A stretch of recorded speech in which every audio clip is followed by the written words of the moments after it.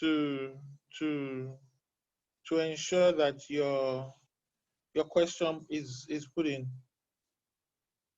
Okay.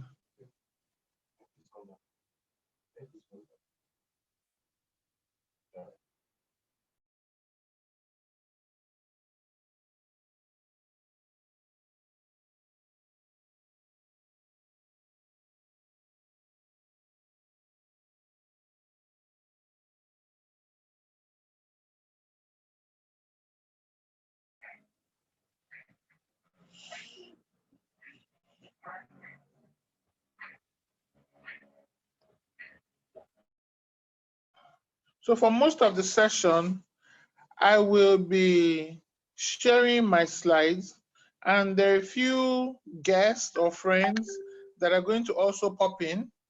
And I believe that as we go on, they will be introduced, and we can hear from them. They have some comments to make, from their experience, and things that we believe would help pharmacists as we go along.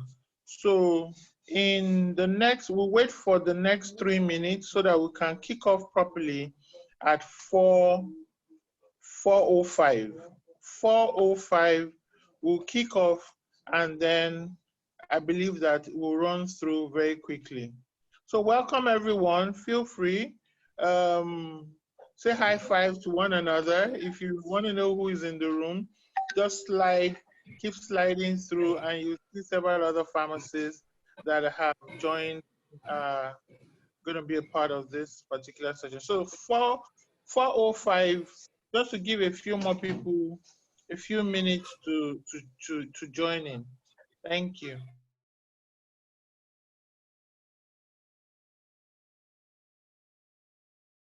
I just emailed it to myself.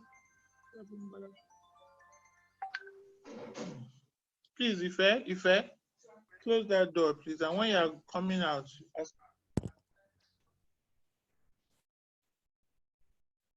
Hello, Tony. Yeah, what's up? Yes.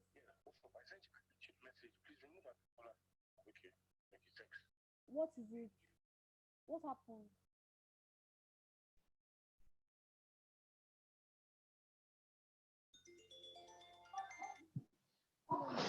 I'm hosting a Zoom meeting for work right now. Like, I'm the host. I can't talk till like 6. Thank you.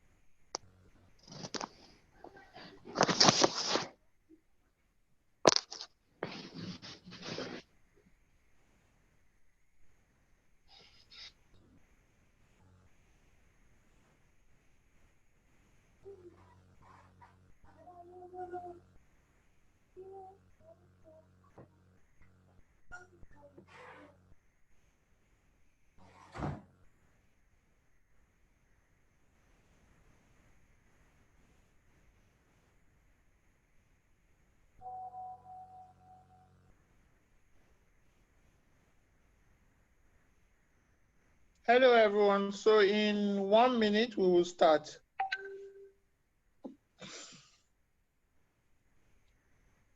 Okay, so again, it's Abimbola Adebakin. I'm CEO, Advantage Health Africa. I believe everybody can hear me clearly.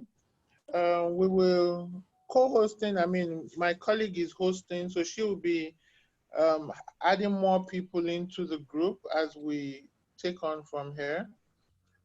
Thank you, everyone. This is really fantastic. I was told quite a number of people registered to be in on this. We will also record so that as much as possible, if you're not able to flow with some part, you can then get the recording sent to you with the email with which you registered. So Here we go. Everyone knows this is the COVID-19 period. For some of us, we've coined pre-COVID, COVID, and post-COVID. So whatever you call where we are now, are we in COVID or are we in post-COVID? The important thing is that it has changed the way we work. It has changed the way we live, and it's going to change forever how we deliver service. It is not going to be life as usual. Many people have been touting it that the new normal will not be the old normal. It is going to change.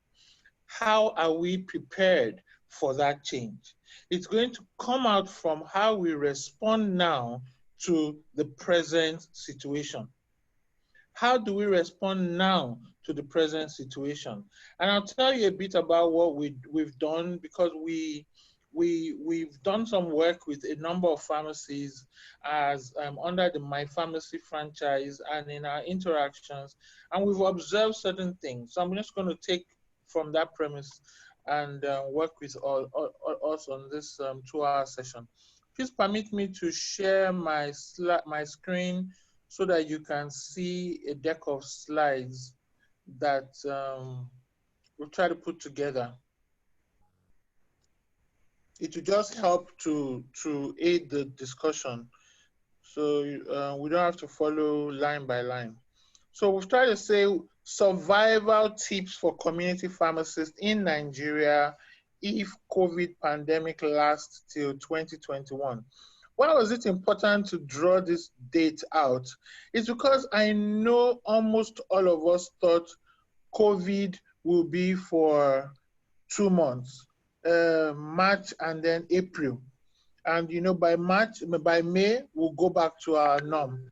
No, it's not happening in that way. COVID is not for 2 months.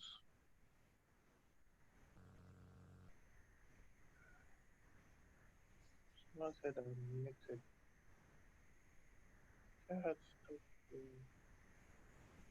Hello.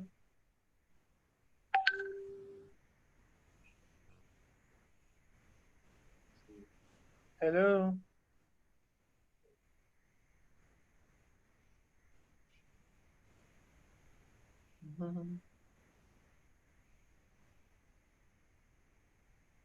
Hello, everyone. I'm trying to establish if you can hear me.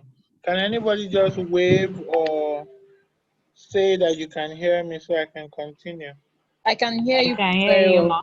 I can hear you very clearly, ma. All right.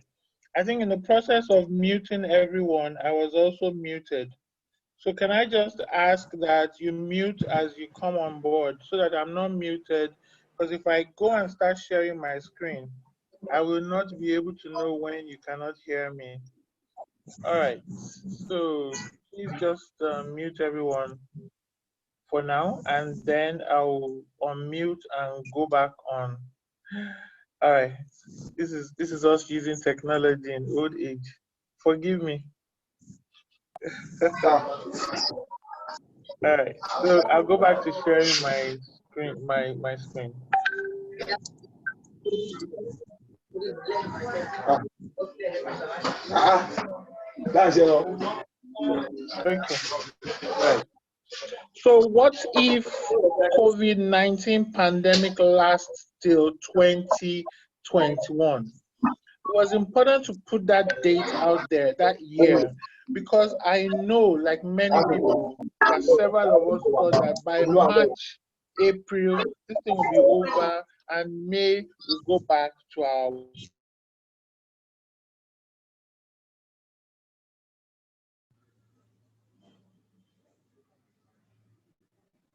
opening up their borders. If you want to travel now to the UK, you must first come in and be quarantined for 2 months. Sorry, 2 weeks. If you want to come into Nigeria right now by air, we say no. The countries are not yet opening up, liberally as we were doing before. Secondly, there's some countries now, cities you get to, like in Singapore.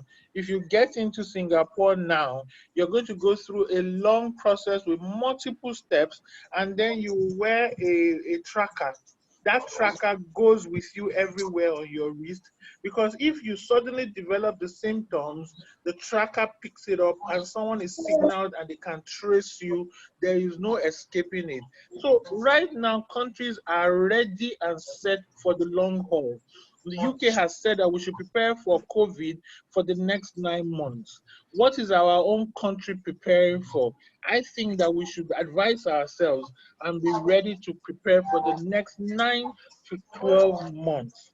If that is true, look at the traditional practice of pharmacy and ask yourself, what I am currently able to do, can it help me to survive?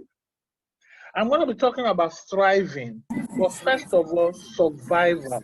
Survival is essential, but thought that for you to survive anything, you must have something in your hand. What do you have in your hand? What is it that you are sitting on that probably you are aware of that it is a treasure, but you are not using it? It has potential, but you are not activating it. Secondly, what are you able to access that you have not bothered to access, probably because you were busy, you were distracted, or you were involved in many other things that your hands seem to be full? These are the two questions I want you to keep asking yourself as you engage with the slides and the discussion going forward. So I'm Abimbola Adebakin. For a very quick introduction to a few people that may not know me but have signed on, I appreciate you for doing that. But I promote access to new markets, resources, and insights or skills that would enable everyone at the last mile, every provider, pharmacist, and so on, to leapfrog and ensure that we do healthcare delivery as it should. It needs to be accessible, it needs to be affordable, and it needs to be of high quality. That's all we're about in Advantage Health Africa. And when we're promoting mymedicines.com or promoting my pharmacy franchise, our goal is ultimately that the end consumer has access, affordability, and quality of healthcare. I'm also program director in a program that we're powering with PCN, called the Pharmacist Leadership Stimulant Program. I used to be Chief Operating Officer for the Tony Elumelu Foundation just before I resumed this role as CEO of Advantage Health Africa. I'm also a consultant, facilitator. You know, we all have side gigs. So I consult and facilitate from time to time for IFC, FITC, and Institute of Directors, IOD, and I'm on the board of HMO and some associations. So let's go back to the discussion very quickly. What is the characteristic, or what should you expect emanating from this period? Our traditional clients in the pharmacy have grown price sensitive. I hear it every day. It is normal. When you are in a crisis situation and you have limited funds, you want to shine your eyes and make sure what you are buying is the best price. So they've grown price sensitive. They've also become product selective, because they're saying, come, do I really need all of these things that I have been buying? So we've been buying 3 types of toothpaste. Do we need it? They reduce it to the barest minimum. They look at the medicines they typically buy and say, do we really need all these medicines? Please let them know they need all the medicines for high blood pressure and so on. But they have become product selective. How do I know? Your sales have gone down. Even for pharmacies that you have seen patronage by your community members, what they are buying, now buying things influenced by the season that we're in. Several of the people who are even buying are buying things that are COVID related. I hear that term now, COVID related. What they're saying is they're buying sanitizers, gloves, masks, things to protect themselves, and anything to boost their immunity. So they've become product selective. But the third thing, and this is where I would love you to focus some more attention. The third thing is that not only are they price sensitive and product selective, they have also become open to new channels. That's music to the ears of so many of us that had realized very early that multiple channels must be a mainstay in community pharmacy practice. Multiple channels. What are these channels? Telephone services, internet services, email services, the use of messaging apps like Telegram and WhatsApp, social media engagement. Some people are now jumping onto social media to say, oh, where can I get human immunoglobulin? Yesterday, we got such a person who went on, was referred or tagged to mymedicines.com, and we were able to fulfill that order. That is the new normal. And it's just going to increase because opportunities have arisen that people are now selling food, selling clothes, selling books, selling so many other things via these new channels that people are embracing wholeheartedly. Now, what does that portend for us in pharmacy? Traditional pharmacy cannot sustain us. It cannot make us to survive. It cannot make us to thrive. It still has a major role to play, mind you. And I believe that you all agree with me that traditional pharmacy has a role to play. But I'm saying that it cannot be what we rely upon wholeheartedly and fully. We must be ready to move. If anybody here has read the book, Who Moved My Cheese?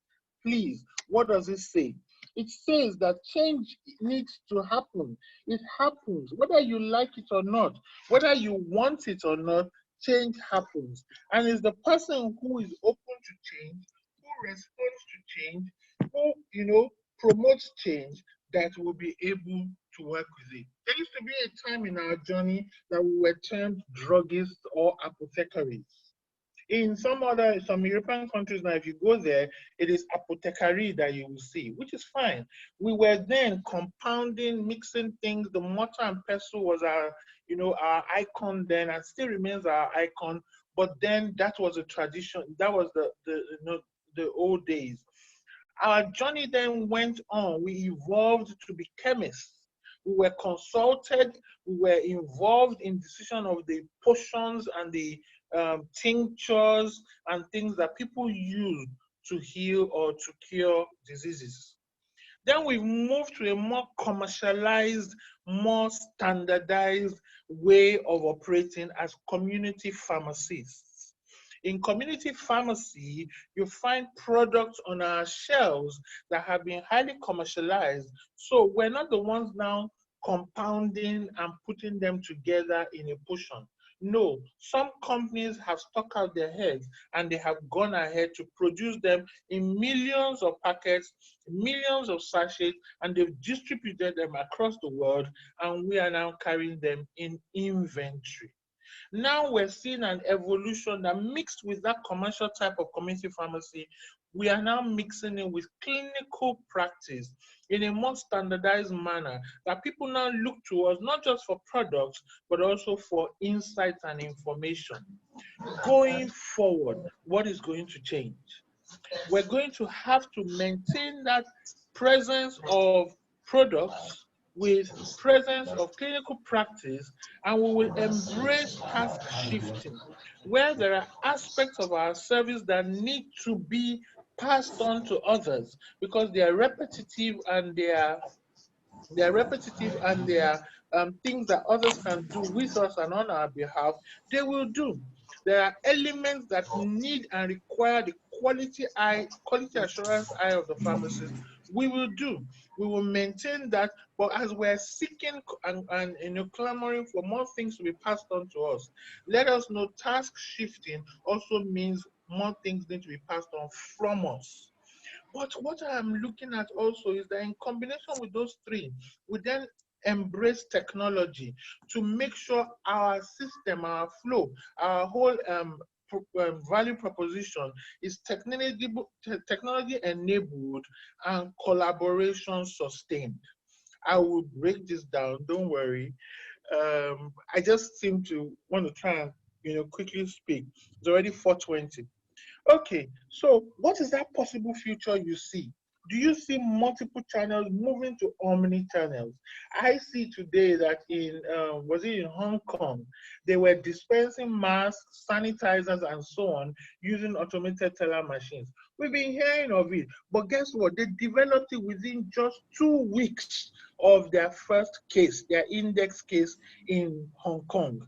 What have we developed regarding omni-channels? So there are dispensers that can help us to automate our dispenser, and we can then focus on the things that we cannot automate. What are we doing regarding omni-channels? How are we using drones to do things, to move things from areas where we have high concentration to areas of low concentration, for example, of our people, of our skills, and of our presence as I mean actual pharmacies.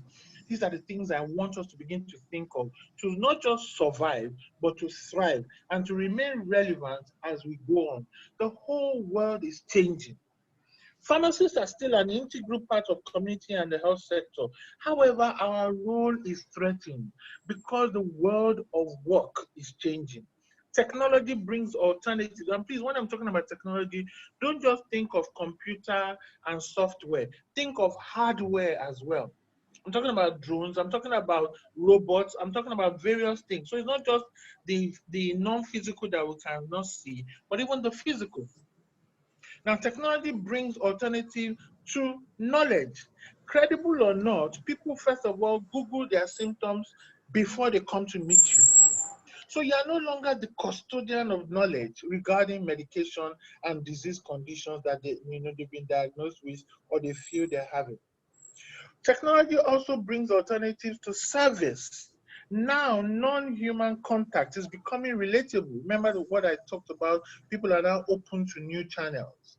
All of the telemedicine guys that I have been interacting with for 3 years are now having a field day. Many of them wanted to give up, but guess what? Telemedicine is now the new norm. Now, HMOs that we had been preaching to for years, that you know what, you need to divert a portion of your patient interaction to telemedicine outlets so that you can reduce the burden on providers. They are now embracing it wholeheartedly. I was speaking to someone that runs a telemedicine center yesterday, and she said, oh, so and so HMO gives us the largest volume, and so on. It is happening before our very eyes. What is happening to not just as a bystander, but as a mainstay of your pharmacy? If you organize yourselves for telepharmacy, the same way providers have been organizing themselves for telemedicine, I tell you, it is a verifiable way of surviving COVID-19 if it extends to 2021. But let me not jump the gun. Also, geographical barriers are shrinking. They are being dismantled. People here now are accessing medicines. For example, just yesterday, I had a pharmacist that fulfilled an order in Kano. She fulfilled it at 10 o'clock to make sure that they could beat the stay-at-home lockdown of today, because the schedule in Kano is different from what we have in Lagos. She beat it, but she didn't get that order from Kano. She got it from here, Lagos. There is no geographical barrier any longer. It is shrinking. The world is shrinking. Soon it will become normal for us to move medicines from Nigeria to Burundi. Soon it will become normal for Madagascar to move stuff. Don't let me go to Madagascar. But Somali will be able to take things from Somali to Ethiopia. That is what is changing. Are you ready for that? Because no longer will you talk about 200 meters distance between you and the next competitor. You are now able, you have to think beyond that physical distance to the fact that there is no longer a geographical distance. Fourth is that processes are changing.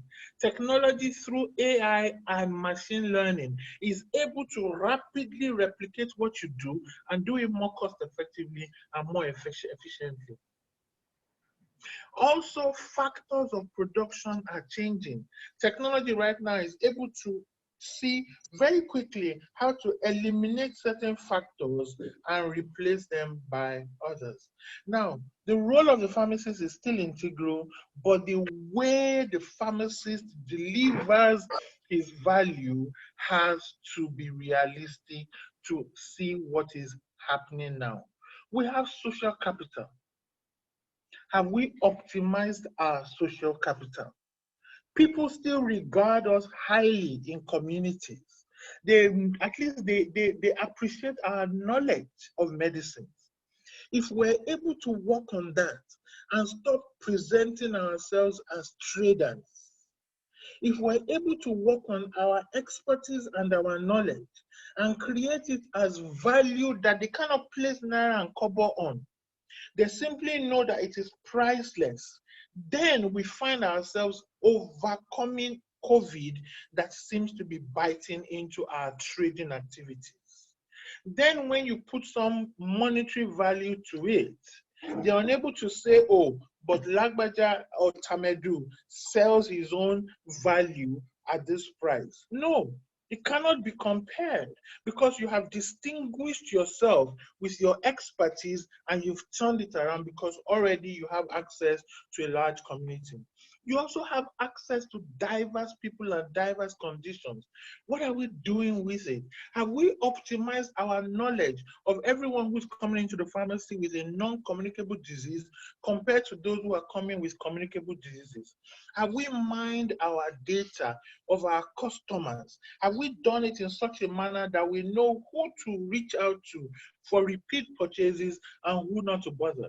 Have we looked at our access to diverse people and conditions and written papers to show those who want to conduct studies that, look, I have 100 diabetic patients that access medicines through my pharmacy.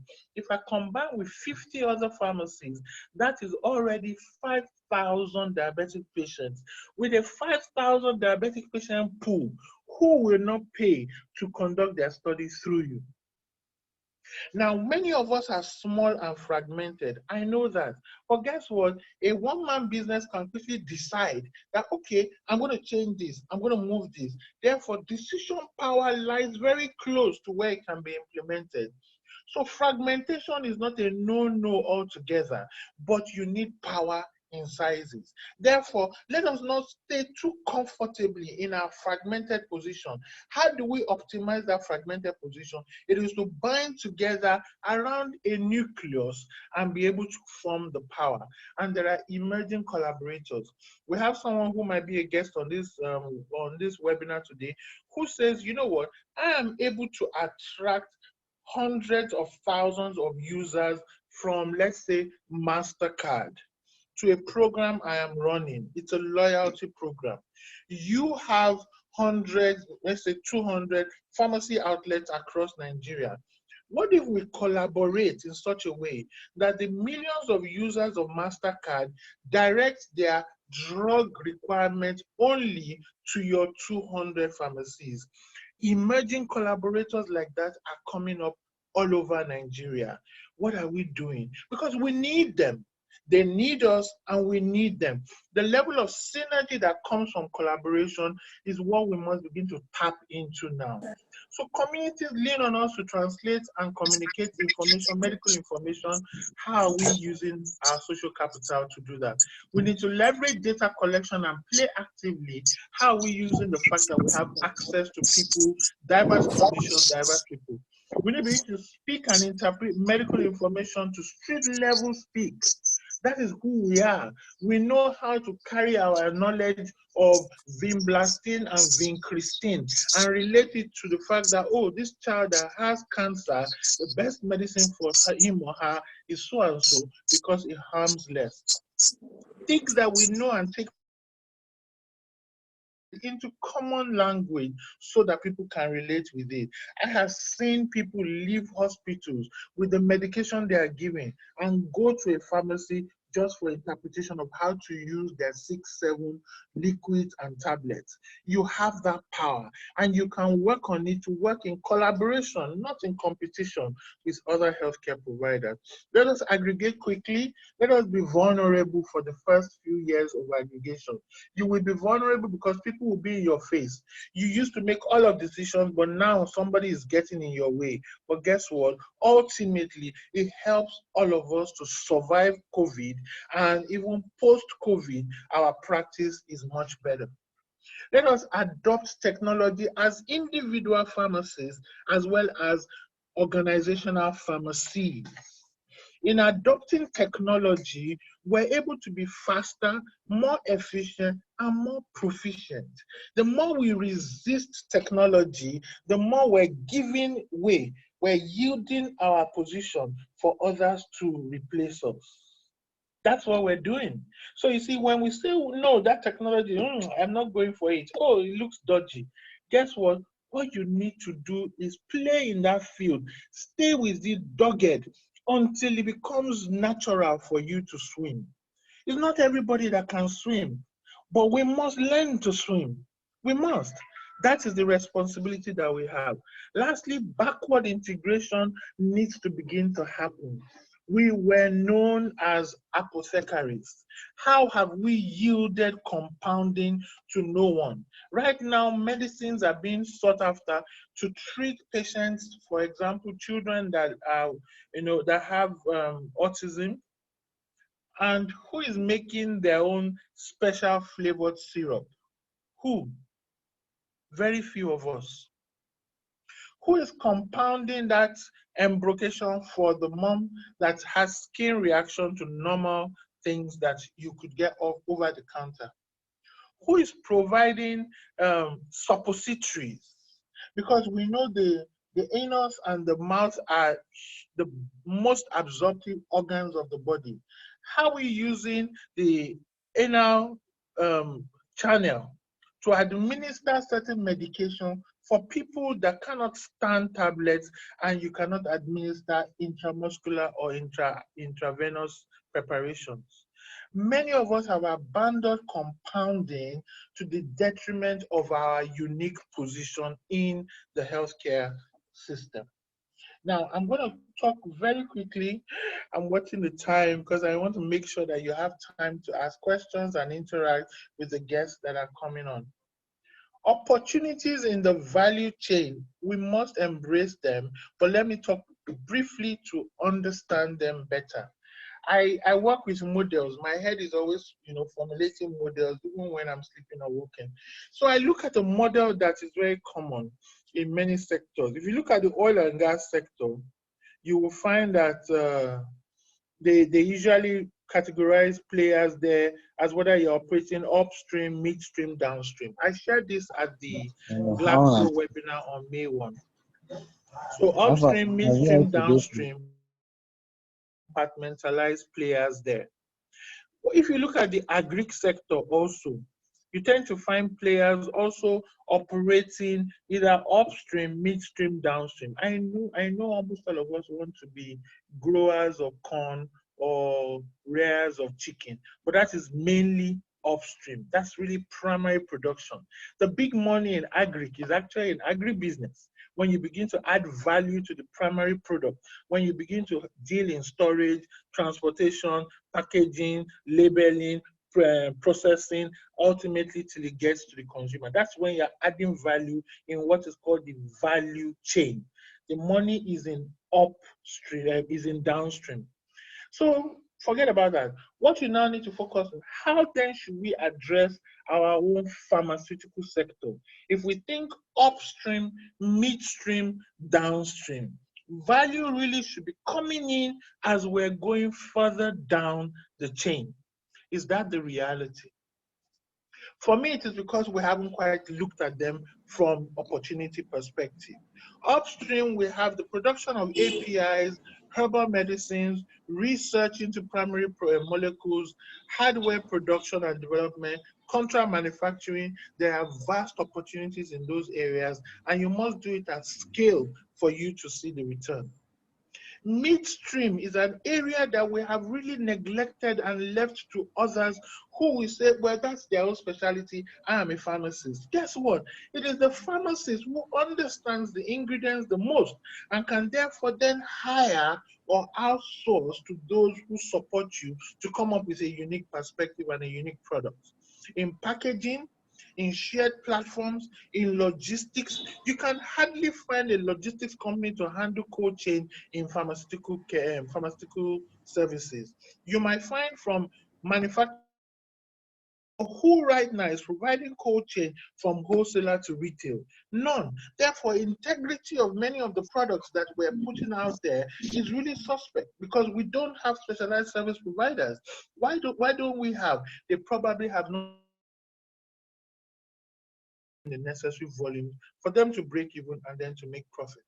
In the midstream also is the opportunity for franchising, whether you bandy around a wholesaler or a cooperative or an independent franchise, there is a need for aggregation at the midstream, and that is where my pharmacy plays. Many of you have asked the question, let us understand what my pharmacy does. We're playing midstream because we've seen that there is power in numbers, but then we also have many, many small players. Therefore, it is essential for us to serve at that level. Going forward is software development. You find companies that are multi-million-dollar companies serving the banks, serving insurance companies, beginning to serve telcos and transport. Where are the software development companies that are multi-million dollars serving healthcare? Very few. Hardly do you find them. Why? Because we have not quite shown them that we adopt technology and we use it. Therefore, they are relevant and they keep serving us. They keep waking up, sleeping, thinking how to make things more efficient for us. We need to cultivate software developers so that many of the things that we're doing, hard lifting, we're carrying a lot of weight on our shoulders. Technology can serve us. But if we do not work with them in a collaborative manner or in a partnership manner, you find that they're there struggling to sell very basic software, very basic point of sale software to you, and it really doesn't address all of your process needs. Where you are here now, heavy lifting many of those process requirements. We need to work better to find companies emerge in software development in the midstream. Let me run quickly.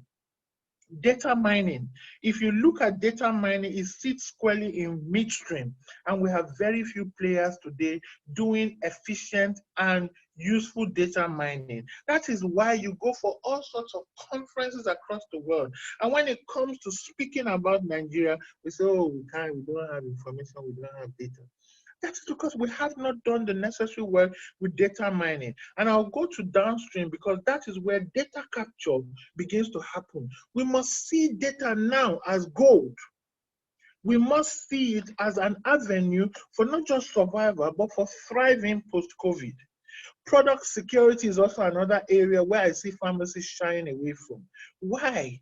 When we are the ones that have the thousands of SKUs, we have 10,000s of SKUs, all very tiny, all very small. They need QR codes, they need to be traced, and tracked, yet we don't play in that field. We've left it for others. E-learning, content is rich.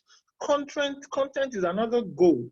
Many people want content, but they will hardly pay for it if all the people that you are selling to in quotes are just 100 or 200. But begin to see the market and sell to 10,000. That way you can bring down your overall selling price to even things as little as 10 naira, but make a lot of mileage. If you are producing content for a captive market, remember it's not just in Nigeria. Across Anglophone Africa, you've got about 24 countries. You have in Africa 1.3 billion people. Imagine you're addressing the pharmacies in that population. That is the market size I want you to begin to think of. Don't confine yourself to one geography. Remember what technology has done? It has shrunk barriers. Lastly, marketplace. We need a marketplace in pharmacy that is strong, that is nimble, and is transparent. Right now, we're lacking a marketplace. That is why we still keep having informal drug traders having a field day in our sector. I'm going to move quickly to downstream industry. In the downstream industry, where many of you play in community pharmacy, we dispense medicines. Fine. Dispensing is what we do. We can sleep and dispense. Very hard. I mean, hardly do you find problems in dispensing. But is that the best way? I want you to ask yourself 4 questions anytime you look at what you do traditionally. What else can I do to enhance my dispensing? For example, maybe my labeling needs to improve. If I improve labeling, I probably improve compliance with consumption. Who else can do what I'm doing and still do it at the right level? How else can I dispense? And have I studied how other countries are dispensing that is making for efficiency and reducing quality issues? Then when else can I dispense? Is there a scheduling that can be done? Is there a mannerism that can be done? Is there a remote dispensing that I can do? So that is just about dispensing. But this is the same 4 questions you need to ask yourself across all of the elements in the downstream sector of pharma. Are we compounding right? How else, who else, when else, and what else can we do regarding compounding? Online ordering is catching on right now. Many people are saying, oh, my medicines is as though you knew this will happen and you developed your business ready for this stage. Yes, more volumes now than we were doing pre-COVID. But is that all we can do? We're thinking of improving and enhancing our capabilities and our capacity to do more online ordering and deliveries and fulfillment. Tele or virtual consultation. I've already talked about that. How can we organize it in a manner that it looks very modern and very strategic and structured? Right now we're doing it, we're just picking up the phone and just calling. But how do we set up systems and structures for teleconsultation, partnering with licensed pharmacies? The question almost everybody asks me is, but you know the regulator does not permit online. I say, yeah, the regulator has given you room to partner with licensed pharmacies. Therefore, don't try to do it alone. Don't try to do it on your own. Find ways to leverage what exists, what is in your hand, what can you do with what exists, and then achieve your end goal. Your end goal is to serve a community or a people that their taste and their appetite is changing. Their price sensitivity is changing, and their ability to drop products is changing. So how do you use tele means to still consult and create that value and that reputation that cannot be easily replaced? Online conferencing is gaining ground, and many of us are used to freebies. But do you know it is a multi-billion-dollar industry in the US to have podcasts?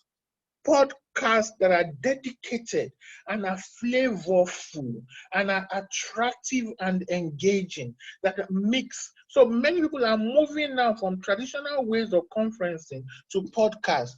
How many health-related or pharma-related podcasts have we put out and organized in such a manner that it is attractive and people will pay a subscription for it? Even if the subscription is nothing more than $10 or 1,000 naira, if people can put money into your podcast and subscribe, then you can grow it from there. Tele and online conferencing is possible now, and you can survive. Imagine if you had 500 of your clients paying you 1,000 naira per month to be on some platform that you've created. That is 500,000 naira, and it can only grow. But you started with 30, and that 30 becomes 20. Becomes 200, and 200 becomes 500.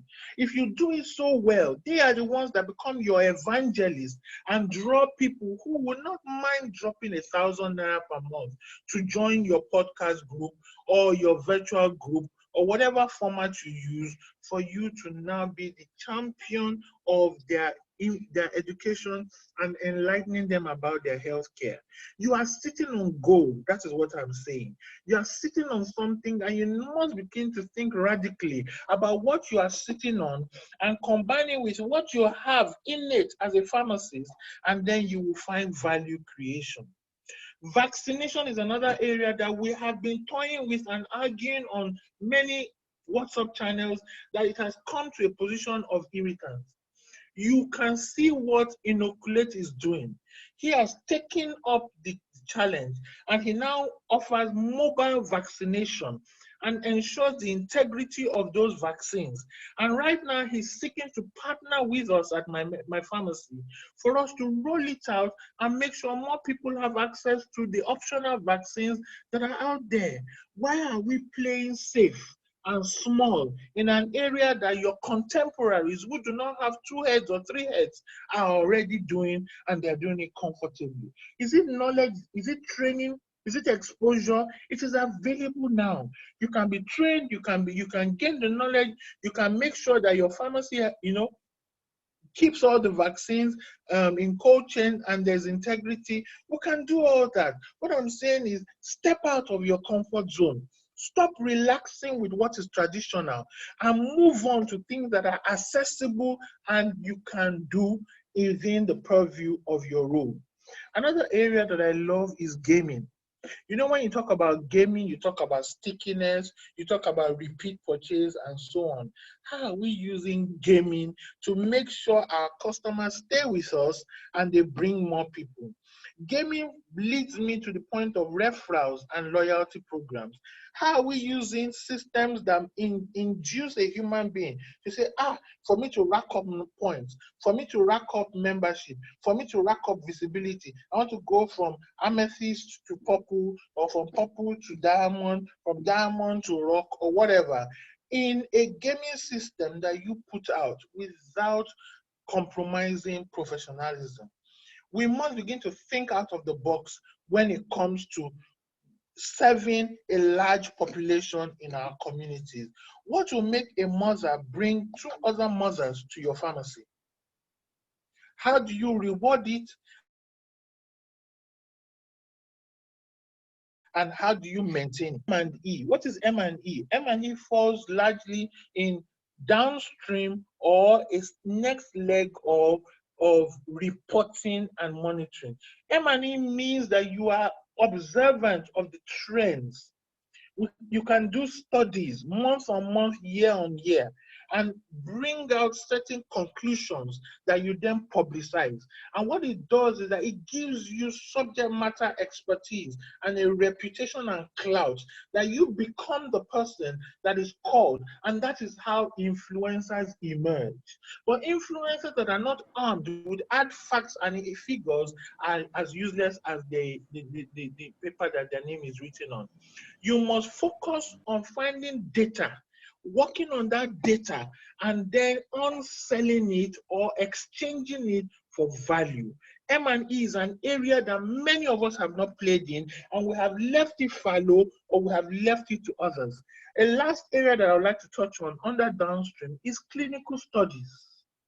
I have a friend that will call in now, maybe about 5 o'clock. His name is Wale. We went to school together. And what Wale is promoting regarding clinical studies is an inclusive system that makes pharmacies relevant when we're talking about clinical studies.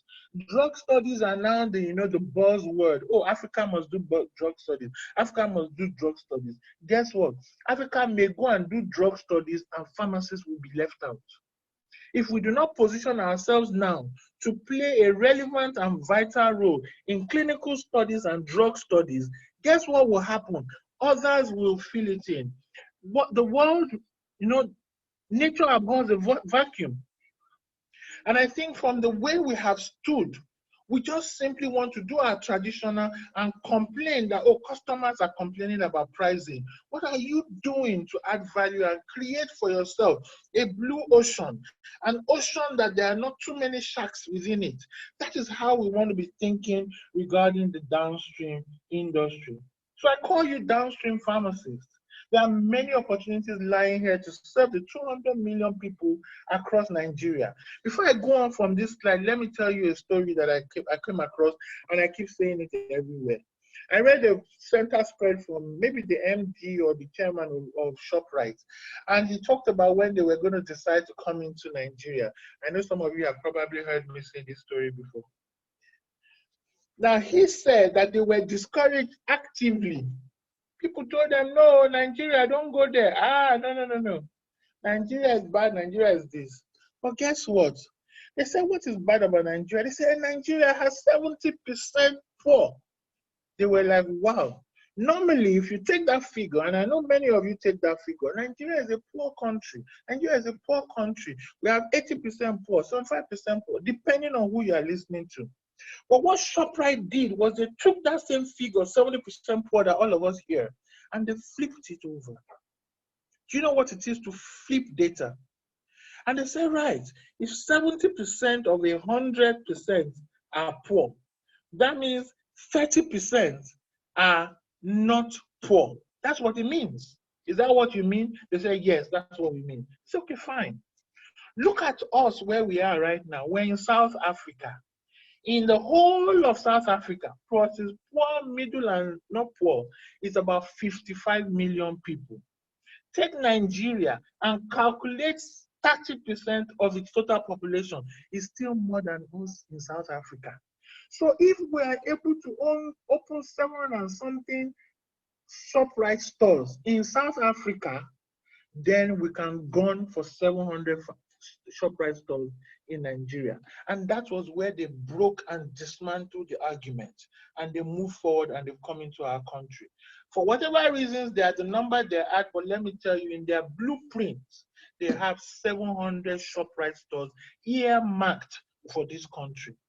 Now, will they make it? I don't know, and really, I don't care.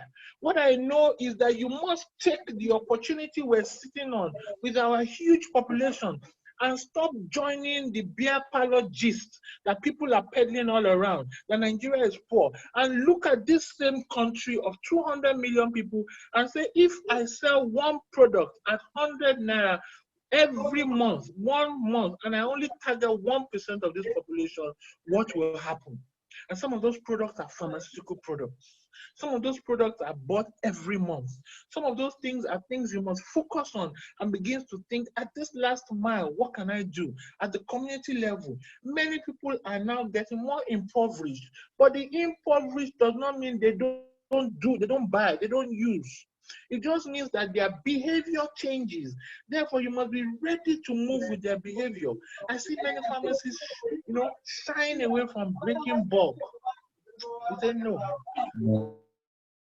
For 2 weeks, paracetamol or whatever, and it comes to 14 tablets. They say no. It's either I sell 2 sachets of 20 or not. And you walk away from a sale. My brother, my sister, in this period, you must discard that mindset. You must embrace and say, how else can I sell 14 tablets to this person? I know that I will keep the remaining 6 and use it in another bulk breaking process. You must begin to think in that way. That is how come clinics they've run away with sale of medicines. They break bulk easily. You may say, oh, but the patient may not come again. Do what you can to make sure he comes again. Because next month he's going to come to you. The next month he's going to come to you. 6 more people are going to come to you. And if you break bulk for all of them, mind you, I'm not telling you to go and break bulk with Ampiclox. But guess what? If you can put someone on a daily schedule and all he can pay for is Ampiclox per day, sell it.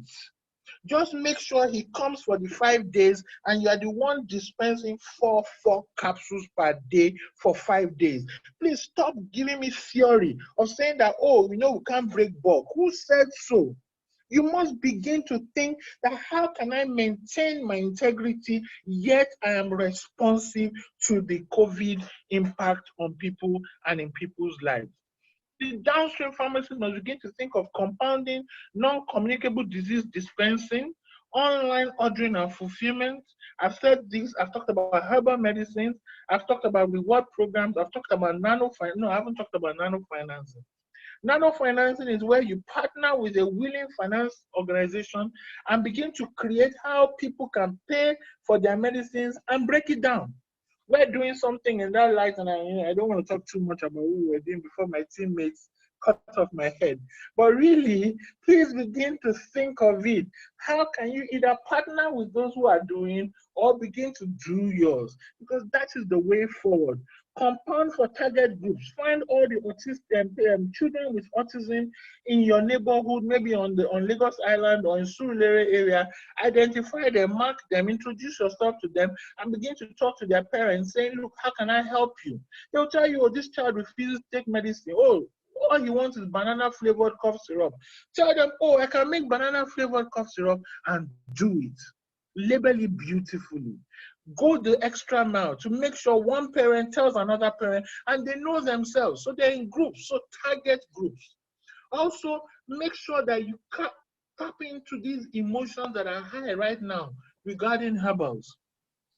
I granted an interview a few weeks back on African News. They're based in Congo, Brazzaville, and they air all over Africa. And the feedback I gave was, look, the Madagascar cox solution, I'm not against it, but it hasn't been tested. Therefore, I can't embrace it. For some reason, what I said didn't go down well with hundreds of people. You should see all the negative feedback. Some people even said, "Is that my blonde hair that has fried my brain?" And so on and so forth. Okay, instead of me to take it negatively, guess what I have seen? I have seen that if I'm able to test a herbal solution and actually bring it out, guess what? I will have a ready market from all these evangelists that are saying all natural medicine is safe. I will have a ready market that I will sell to. So how are we playing in the herbal category? Or we've all shunned it.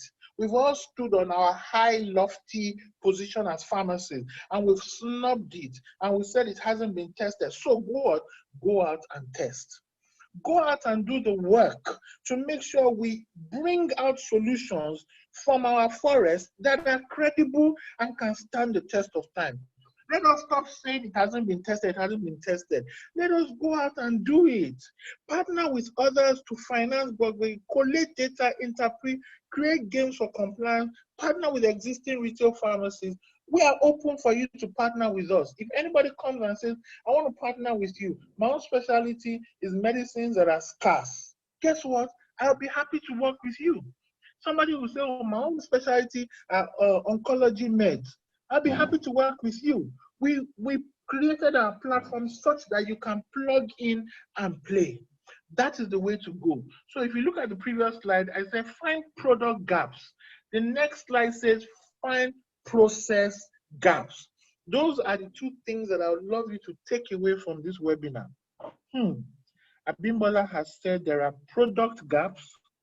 Abimbola has said there are process gaps. Where do I want to play in? There are huge opportunities in logistics. Be the logistics provider or finance a logistics provider that covers the whole of Surulere. Find the 100 pharmacies in Surulere and go and meet them and sign up. Do the work. Hit the streets. Don't be too comfortable. Don't be too, how do I say? Don't snub opportunities. Go out there and say, for every pharmacy you sign, you my two canvassers, I will give you something. Sign on 100 pharmacies and say, I'm positioning myself because I know drugs and I know your needs. I'm a pharmacist that has come into logistics for pharmaceutical products and I can serve you well. And then guess what? Ensure that when you say their products will get to them at 4, it gets to them at 4, even if you have to carry it on your head and go there. When you build that reputation, that is when you begin to fill a process gap in a reliable, reproducible, and sustainable manner. I'm telling you, funding will fall after you. It will chase you to make you scale at the right time. Don't be in too much of a hurry to just make money.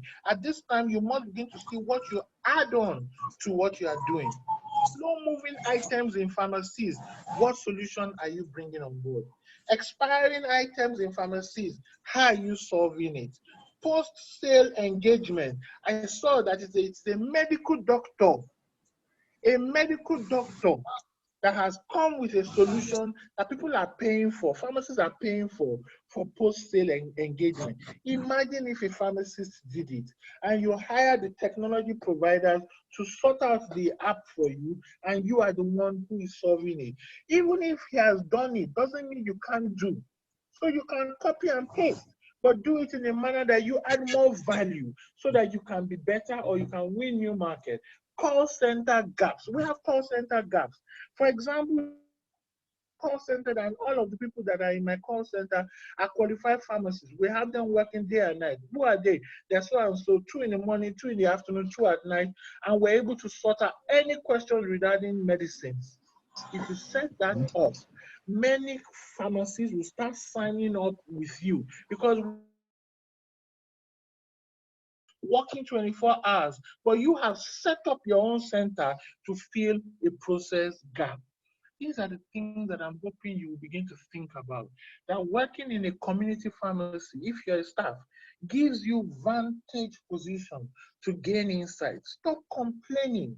Stop grumbling. Stop whining. Own the responsibility and develop yourself and work with the pharmacy owner to take action. I beg of you, it's time to take action.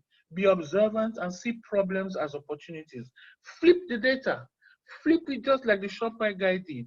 Refuse limits to your imagination because it's free. You can think of anything. Read up far and wide. See what's happening in Mexico. See what they're doing in Chile. Find countries that are like our own and see if they can do this, we too can do it. Borrow models and come and interpret it here. Not just from the health sector, even other sectors. They were using drones in agric way before they started using it. Doesn't mean we can't build on it. Adventure. So be ready to fail. It is an adventure. A venture is really an experiment. Be ready to fail. But when you fail, you learn and you go on. There's nothing like you fail and that's all. You learn how not to do something and you move on. I have learned how not to collaborate, but am I going to say I'll never collaborate? No, because I know there's power in collaboration. Maintain the integrity of your profession and don't be shy. Ask questions, participate in sessions like this, reach out. Everybody in pharmacy must rally around right now for us to go forward and do the right thing. I have been talking for 1 whole hour.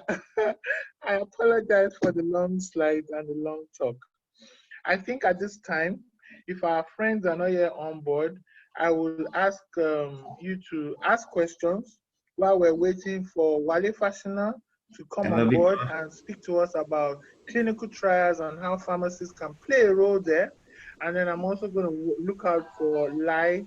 Lai is running a beautiful loyalty program across Nigeria that I thought, you know what, instead of creating your own in your own small niche here, why don't you open it up and leverage numbers? So if they join, we'll be able to add them on to speak. Is there anybody here with questions? You want to? Oh, Wale is here. Yeah, how Hi, are you? Wale. How are you doing? I'm doing excellent. You know, I just need you to know that I've actually listened to you I can't hear you. from the day. Just hold on. You know, because Wale, we can't hear you clearly. Can you increase the volume of your mic? Okay, so how about now? Not so much. More, Not please. so More. much? Okay, let me do something else. I'm logged on through my. I can hear him perfectly well. Perfectly well? Okay.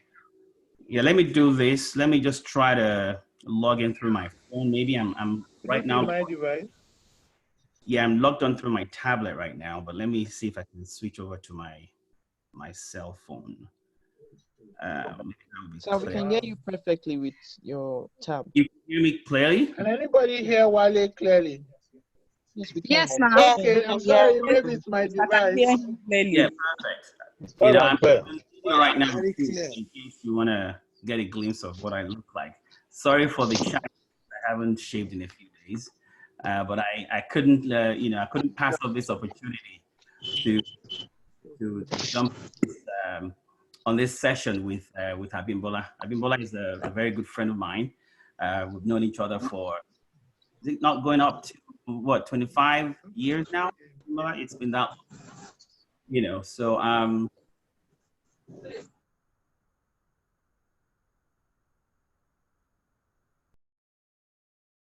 is Adewale Fashina, and I am the chairman, CEO of Fash Pharma Incorporated. You know, we're based, you know, incorporated out in North Carolina, And we also have, a subsidiary company, Fash Pharma Services Nigeria Limited.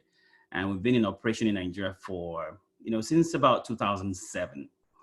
All right. So, Abimbola, I must tell you, you are a tough act to follow. After that presentation, I don't know what else I need to do, but you did, share a very good slide, and I'm glad that you shared that. The upstream, midstream, and downstream, slide. I'm going to be referencing that. So, what do I do? I am a pharmacologist. I'm a pharmacologist. I have a pharmacology background from the College of Medicine, University of Lagos. And I started out as a medical sales rep, okay, in Nigeria. I worked with Roche, and then when they changed over to Swiss Pharma, I worked with them, and then changed over, worked with Fitsin Drugs, now Fitsin Healthcare kind of PLC, I believe it's called. And I've been in North America for just a little over 20 years. And I have worked within the pharmaceutical clinical research environment. And I can tell you, I've had it really good. I wouldn't do anything different. So I really enjoy what I do. So I conduct clinical trials for all the companies that I work for. I currently also have a full-time position with one of the big players within the pharmaceutical industry right here in New Jersey. Okay, so just like Bimbola mentioned earlier, I have been engaged in efforts to do something different. So when I started out here in North America, I realized that I'm usually like the only black face in a sea of white faces in most of the companies that I worked in. And I decided that I was going to change something about it. I was going to do something about it. So a lot of our people that come over to North America, whether you're a pharmacist or a doctor or a dentist, whoever you are, you have a science-based background. Even these days, even people with non-science backgrounds, they're receiving training in clinical research. All right, because there is quite a wide array of opportunities for people with varied backgrounds. So for about 15 years now, I've been training a lot of our people, and I can tell you confidently that we've been able to change the narrative a little bit. There's hardly a company you actually go to in Canada, in the US, that you wouldn't actually see a few black faces. And I can tell you, out of every 5, there are about 2 or 3 that are Nigerian.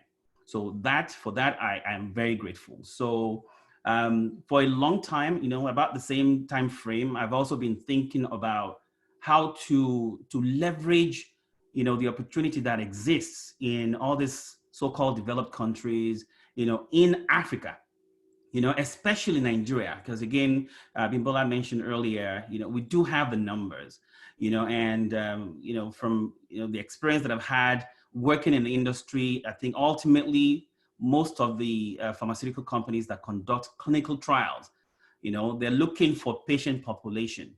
All right. So it doesn't matter where you're located, of course, it really depends on how big your pocket is as a company. So you have companies that only conduct trials locally to the US, those in Canada, locally to Canada or North America. But you have quite a lot of them that actually conduct studies globally.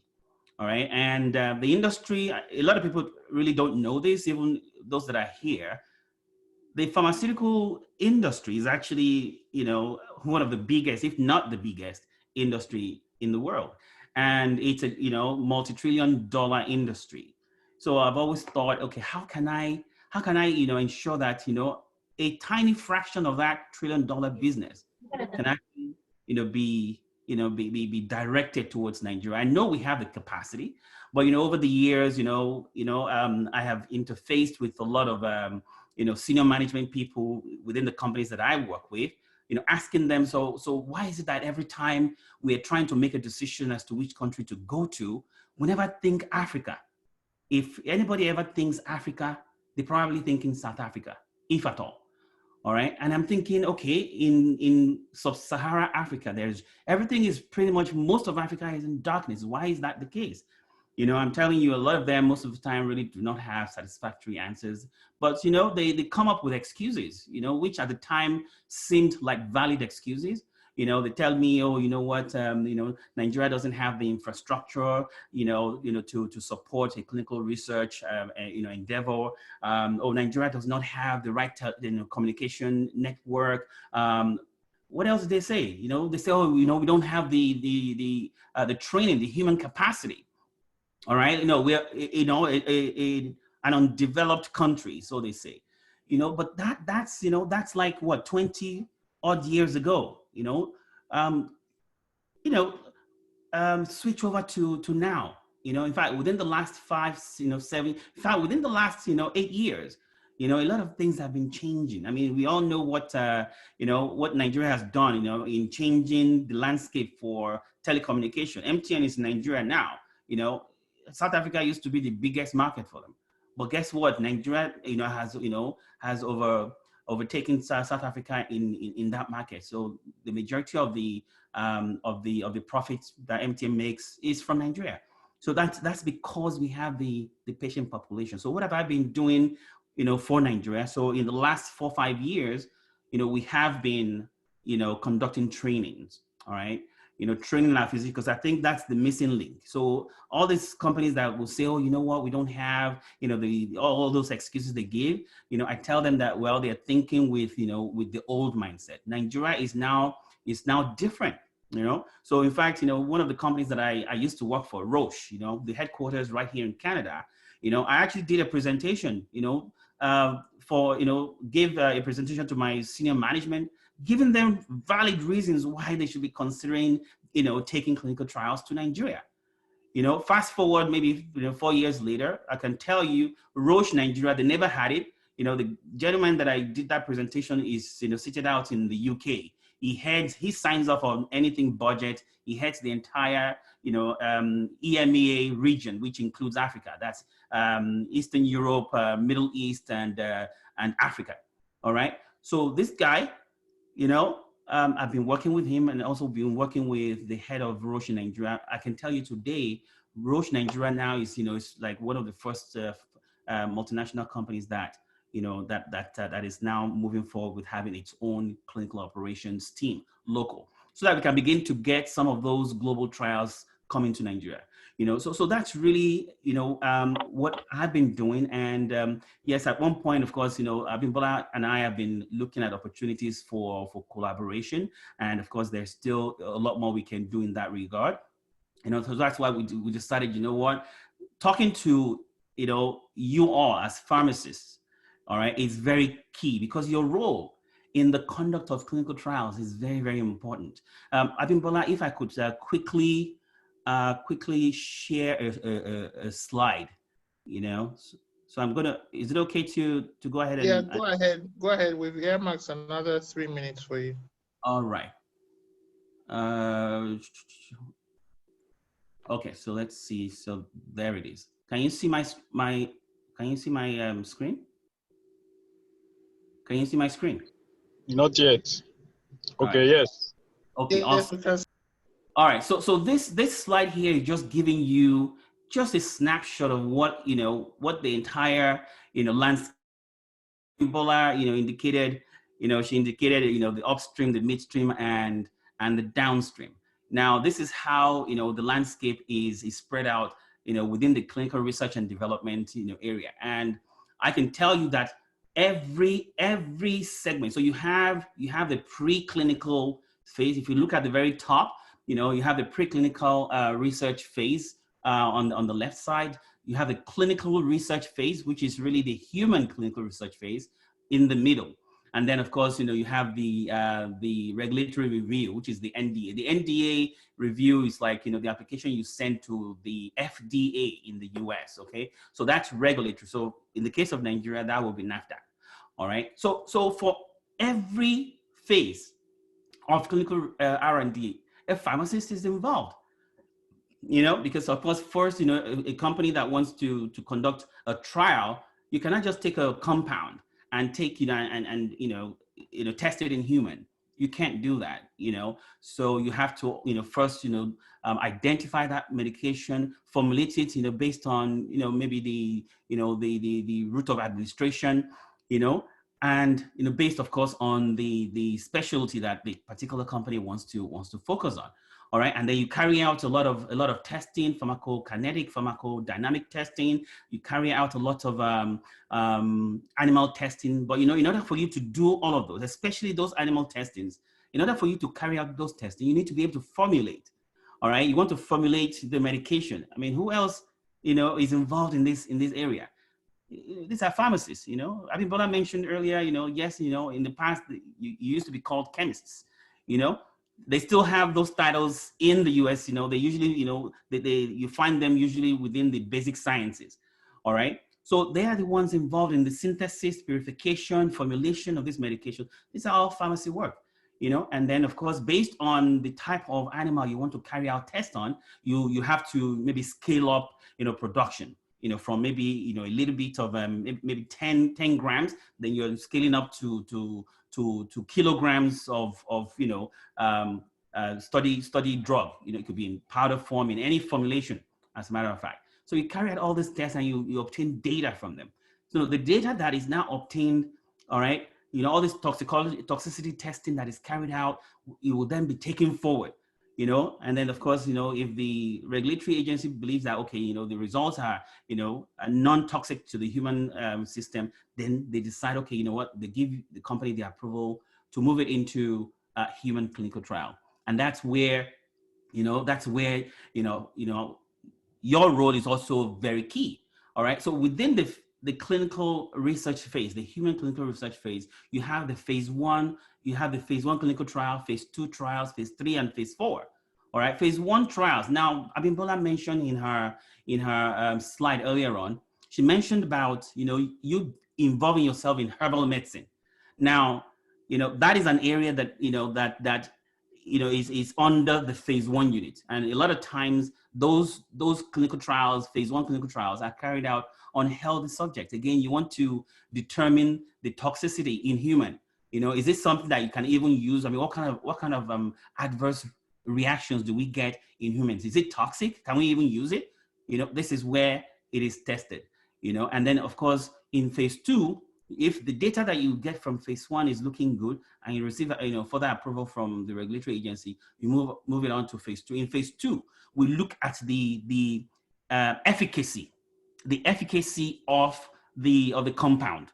All right. So once that efficacy has been determined, all right, then of course it goes on to phase 3. Now phase 3, like for each of the phases, of course, phase 1 you only use a small sample of healthy subjects.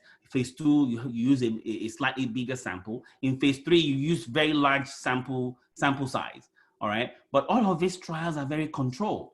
All right. So in phase 3, yes, you can have as many as 300 to 3,000, or in cases, I've seen trials admit as many as 7,500 patients.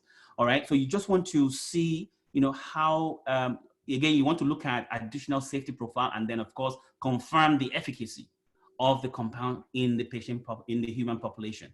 You understand?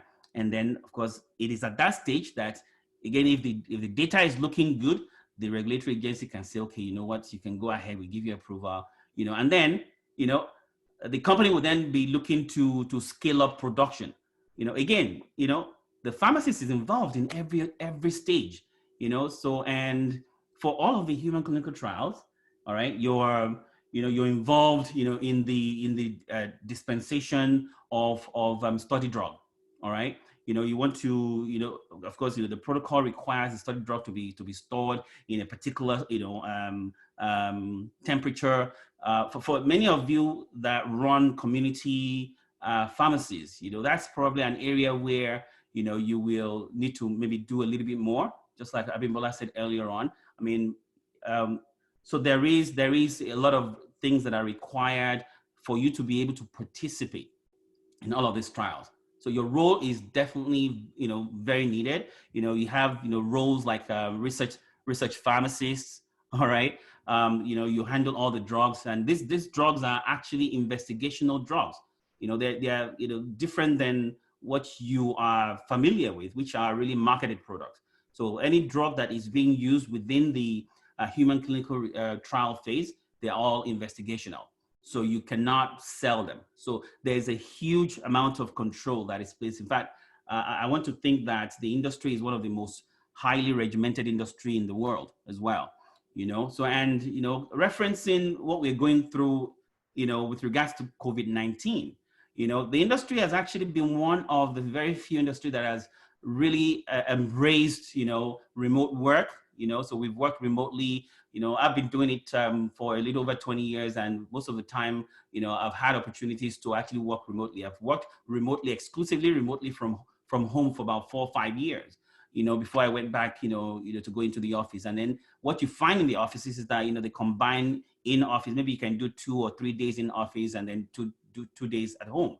So we've embraced, the electronic work. So this COVID-19 is like, for many of us within the pharmaceutical industry, it's like walk in the park. So again, going back to what Abimbola had said, this is the opportunity for you to actually embrace, change, and, try to adapt yourself so that you can actually be relevant.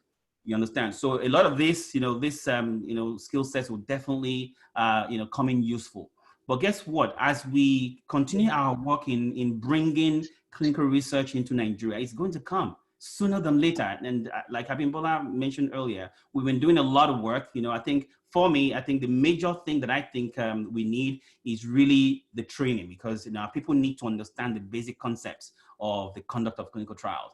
Because that's the most important thing. Our physicians, as well as you pharmacists, as well as people with science backgrounds, and not only are you able to work as the custodian of the drug within the clinical research phase, you also have opportunities to, if, for example, maybe you're tired of sitting in your pharmacy, you can actually, have somebody, you have the opportunity to maybe employ someone, and then you also work within the industry. There are so many other opportunities that you can work. Abimbola mentioned something about a call center. A call center is a very important part of, the patient selection process, for every of these, especially for phase 1, because, it is the pharmacies that, we like to fill that position with, of course, we do have other science-based courses that, that also can take that position. But you also have medical information, especially when you go into phase 4. Now, phase 4, right, is the post-marketing phase. All right. So there's usually a requirement for companies to conduct phase 4 trials, because at that stage, there is no control on, it's not a controlled environment as opposed to the phase 1, phase 2, and phase 3 trial. All right. Phase 4, just about everybody that needs the medication is using it. So we're trying to see, what kind of other, adverse reactions that we never saw during the control phases that can come up again, which is going to be maybe harmful to the patient. So all of this as well involves the pharmacy. So guess what? When this industry begins, and like I'm saying to you, it's going to happen sooner than later, because again, there's been a lot of work that has gone into propagating the information. I've been involved not only in training physicians. I've actually trained, staff of NAFDAC themselves, because they are going to be the government agency, the regulatory agency, like you're already, aware, that will be managing all that. So I train them. As a matter of fact, I'm going to be training them, a lot more going forward. So I have all of the stakeholders within the industry are actually people that I've been involved in. So NAFDAC, we've been involved with them. The medical community, we're involved with them. Even NREC, those are the ethics committee. We're involved with them because those are the main, stakeholders that need to be in place in Nigeria. Now, in addition to having, yes.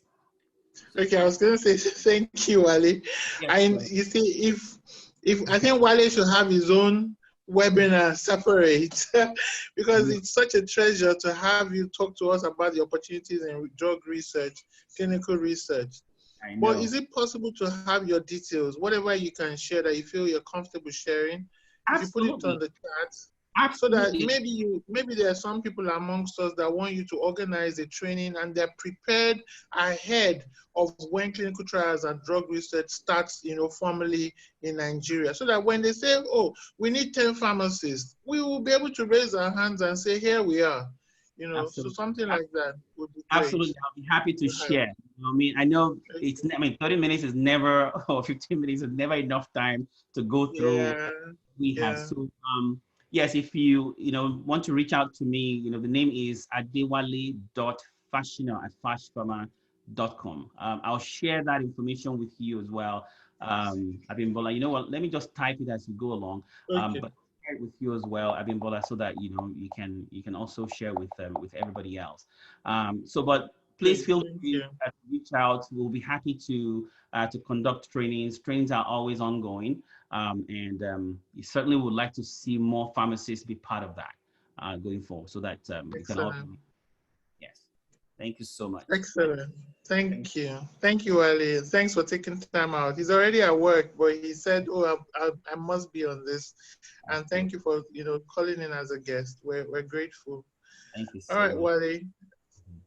So is there anybody here who's listened to these two presentations and says, you know what, I have a question. There's a part you talked about that wasn't quite clear, or there's an aspect that I would love to be a part of that I haven't quite understood. This is the time for you to ask questions. Otherwise, I'll go on. So just unmute your mic, ask your question, but first of all, please raise your hand. There's a way you can raise your hand or thumbs up, one of the two. I think it's raise your hand or put your question in the chat group. And okay, so great. Adewale's email is on the chat group. So you can contact him, please. He's available. We don't hold experts. We're very happy to share his expertise with you. And hopefully from this webinar, there will emerge a crop of pharmacists that will say, guess what? I became relevant in drug research because, I was part of what Wale shared. And I've shared upstream, midstream, downstream. I've shared that, let's collaborate to do this thing. I've shared, don't be alone. Don't think you must do this thing alone. I've shared the fact that okay, I didn't quite mention. There's some licensed pharmacies that exist that would want to work with you, but I keep hearing pharmacists, particularly the younger pharmacists, telling me, I want to go into online pharmacy, I want to go into online pharmacy. Yeah, you can go into online pharmacy, but guess what? All over the world, it hasn't quite done well as a standalone. If you look at England, if you look at Germany, if you look at Australia, I have statistics and I can share those with you if you want.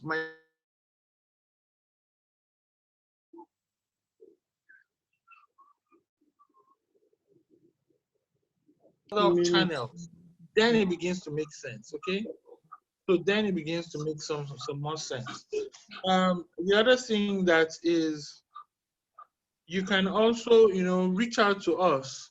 We'll send out the slides to everyone who has been a part of this webinar. You will get it. If you registered Pharmacist Desire, we'll make sure you get it.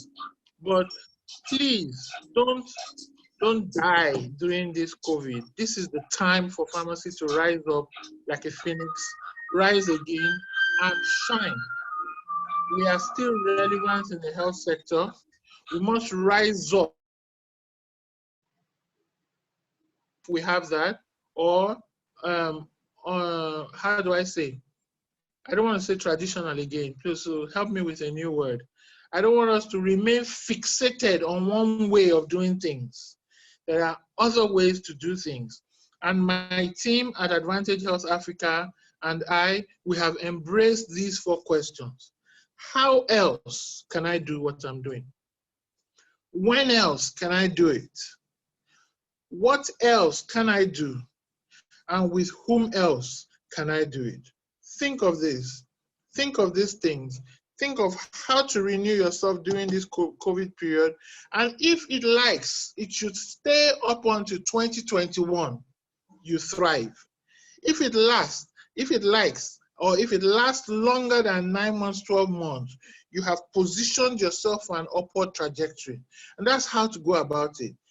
How else? When else? Who else? What else? Keep asking yourself those questions and stop languishing in sorrow or languishing as though you are helpless and not capable.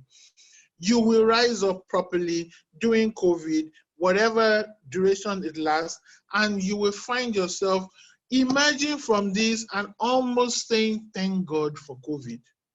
That is what I hope you've been encouraged to do today. It's 5:30. It's a good thing we're not staying too long. But I'm just going to check if there are any questions that I can address. And if there are none, okay, so somebody said you didn't quite hear me when I spoke about online pharmacy in England and Co. Okay, so I said that online pharmacy on its own hasn't quite been typically online. For example, it can be an omni-channel presence of maybe an existing chain of pharmacies, or you do it in combination with other pharmacies, and therefore you serve that niche. And on its own, the returns are really tiny and the margins are small. So when people keep asking me about online pharmacy, I say you can do it, it's fine. You can go to a licensed pharmacy or have a licensed pharmacy and launch out from there. But the approach we had was we don't want to play small with pharmacy.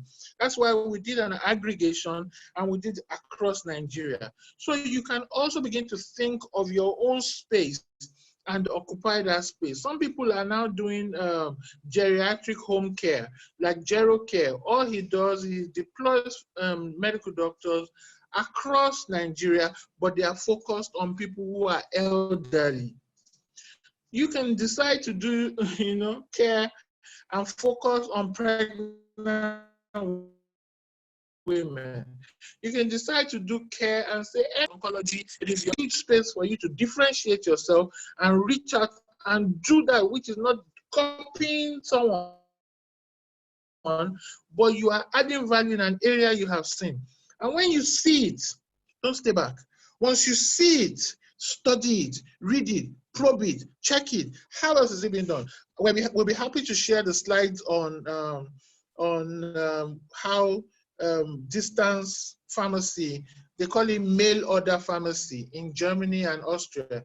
We'll share the slides with anyone who replies when, after this session. We're happy for you to gain knowledge, because you see, when many of us survive, and it is not as if we're profiteers. When a profiteer survives, you can't replicate it, you can't copy it, you don't admire it. But when someone has done something well and has grown scale after a while, because there'll be teething problems. When everybody sees mymedicines.com and you see my pharmacy, you think we're having a jolly good ride. There are teething problems. But what we are grateful to God for is that the pharmacists who have come together with us to form a franchise, they are giving us elbow room. They're giving us patience, their commitment. Now let's do this thing for 12 months and see it work. And every failure that we're encountering along the way, it's a learning point. It's a learning point. So my dear colleagues, take it as a learning point for you as well. Take it that whatever I want to do, even if it's compounding, you might find that you compound something and it cracks. How many of you remember cracking? And then we used to put Omo to make sure the surfactant was working. You might compound and it is not well adopted. But guess what? You keep at it, you keep at it. After a while, you are known for that area. Sometimes you may go and knock on 3 doors and you'll be rejected. Don't worry, we don't need anybody to help us do anything for our autistic students or so on. But you will try again. You will try again until you will knock on one door and it is that door that will open up a segment for you and you will continue from there. I see many things emerging in healthcare. I see nursing homes emerging. I see who is catering to their healthcare. I see non-communicable diseases are increasing in leaps and bounds. I say, look, sooner or later, obesity is going to be such a big deal in Africa. Who is catering to it? How are pharmacists positioning and building their specialty in niche areas? That if you look at that niche area, you have 1 million patients. If you have 10% of 1 million patients, you are more than made. If it's arthritis, if it is skin disease, if it is neonatal cancer, what or your children, there are areas for you to specialize in. While you are focused on general community practice, you are building your expertise. Go on social media and you find people are focusing on mental health, which pharmacists are focused on mental health care. Because that is when you will now create a niche that in COVID, rain or shine, they will look for you. In COVID period, rain or area that they cannot put a price to, because you've converted your knowledge to what you're sitting on and you've created value. I don't want to keep talking. I really hope this has been insightful for you. Thank you very much. Some people are making comments on the comments, the chat portion. I know this is new for some of us, this webinar thing. I saw my colleague Shino Panobi holding webinars. I said, okay, let me to copy and paste. If you can do webinar, let me to try and do webinar. So, let us encourage ourselves and learn from one another. And I really pray that we will see a lot of growth and development going on from here. Thank you very much.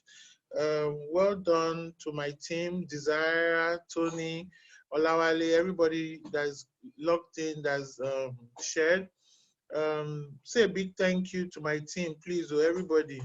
Help me tell them thank you. They make my work light or lighter.